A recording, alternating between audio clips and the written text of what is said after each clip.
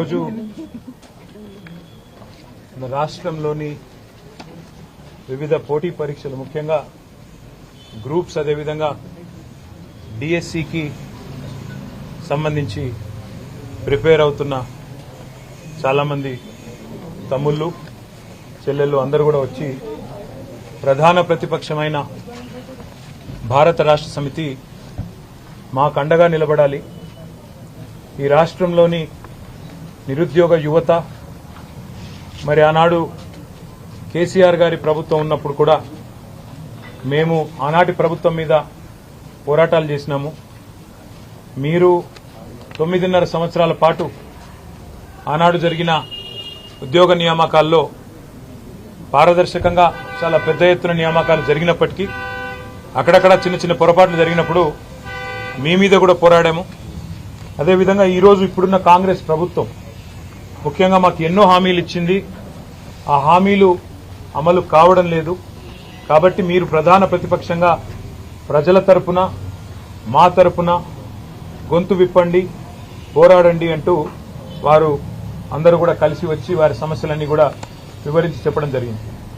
ప్రధానంగా వారు ఈరోజు లేవనెత్తిన అంశాల్లో కాంగ్రెస్ పార్టీ ఆనాడు ప్రతిపక్షంలో ఉన్నప్పుడు వార్షిక జాబ్ క్యాలెండర్ విడుదల చేస్తాము, ఒక పద్ధతి ప్రకారం రిక్రూట్మెంట్ చేస్తాము, ఏ నోటిఫికేషన్ ఏ రోజు వస్తుందో ముందే తారీఖుతో సహా తేదీతో సహా ప్రకటిస్తున్నామని చెప్పి పెద్ద ఎత్తున ఆనాడు పత్రికల్లోనే జాబ్ క్యాలెండర్ పేరిట అడ్వర్టైజ్మెంట్లు రిలీజ్ చేయడం జరిగింది.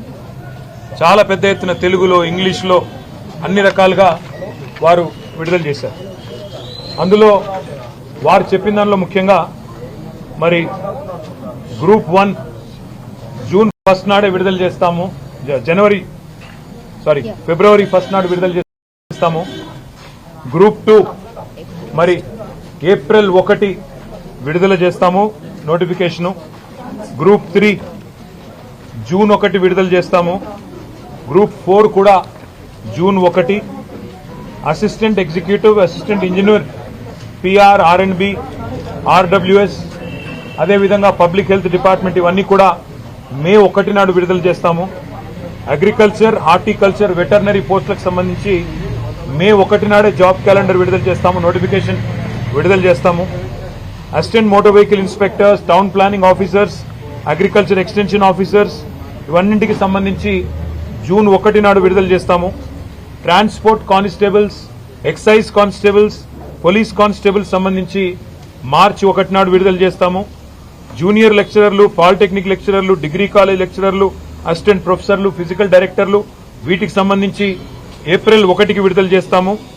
ఉపాధ్యాయులకు సంబంధించి ఇట్లా డిఎస్సి, మెగా డిఎస్సి విడుదల చేస్తాము. అదేవిధంగా విలేజ్ రెవెన్యూ ఆఫీసర్స్, జీపీ సెక్రటరీలు, మండల స్థాయి సాంకేతిక సిబ్బందికి 1 జూన్ నాడు విడుదల చేస్తామని చెప్పి దాదాపు 10 నోటిఫికేషన్లు ఏవైతే ఇప్పటికే ఇవ్వాల్సి ఉండెనో అవి ఇవ్వకుండా ఇచ్చిన మాటలు నీటి మూటలు అని తేల్చేసిన వైనం మన కళ్ళ ముంగట కనబడతా ఉన్నది.